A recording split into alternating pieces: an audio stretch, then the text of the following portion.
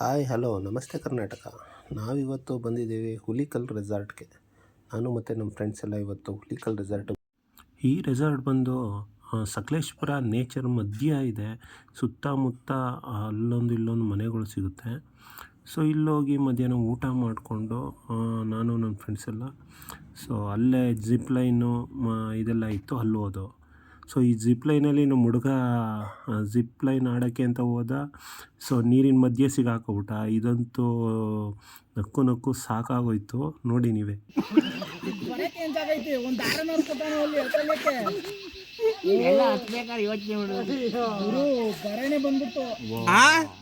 ಇದಾದಮೇಲೆ ಸಂಜೆ ಆ್ಯಕ್ಟಿವಿಟೀಸ್ ಎಲ್ಲ ಮುಗಿಸ್ಕೊಂಡು ನಾವು ಹೋಗಿತ್ತು ಸನ್ಸೈಟ್ ಪಾಯಿಂಟ್ಗೆ. ಸನ್ಸೈಟ್ ಪಾಯಿಂಟ್ ಮಾತ್ರ ಸೂಪರಾಗಿತ್ತು. ನೇಚರು ಸುತ್ತಮುತ್ತ ಕ್ಲೌಡ್ ಮೋಡಗಳೇ ತುಂಬಿರೋ ಮಧ್ಯೆ ನಮಗೆ ಸನ್ಸೈಟ್ ನೋಡೋಕ್ಕಾಗಲೇ ಇಲ್ಲ.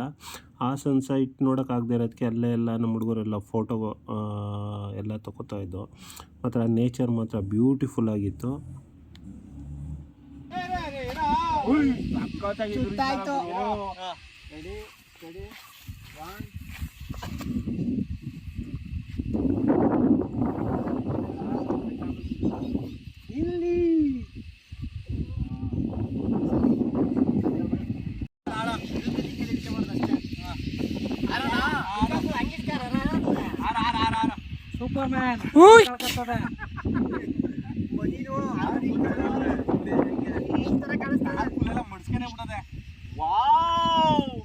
ಇದನ್ನೆಲ್ಲ ನೋಡ್ಕೊಂಡು ಬರ್ತಾ ಇರಬೇಕಾದ್ರೆ ಕಾಫಿ ತೋಟಕ್ಕೆ ಬಂದೋ. ಕಾಫಿ ತೋಟ ನೋಡಿ ಎಷ್ಟು ಸೂಪರಾಗಿತ್ತು ಅಂದರೆ, ಎಲ್ಲ ಮರ ಎಲ್ಲ ಕಡ್ದಿದ್ರು, ಮಳೆಗಾಲ ಅಲ್ವಾ.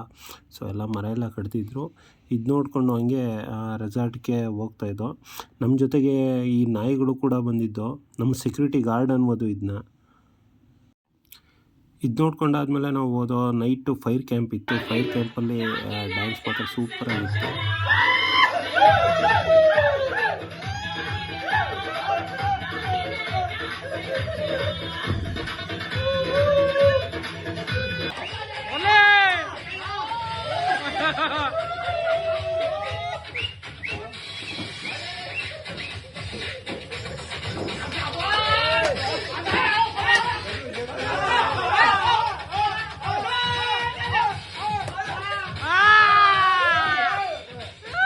ಇದೆಲ್ಲ ಮುಗಿಸ್ಕೊಂಡಾದ್ಮೇಲೆ ನೈಟ್ ಮಲ್ಕೊಂಡು ಬೆಳಿಗ್ಗೆ ಎದ್ದು ತಿಂಡಿ ತಿನ್ಕೊಂಡು ಸ್ಟ್ರೈಟ್ ಮಂಡ್ಯಕ್ಕೆ ಹೊರಟು.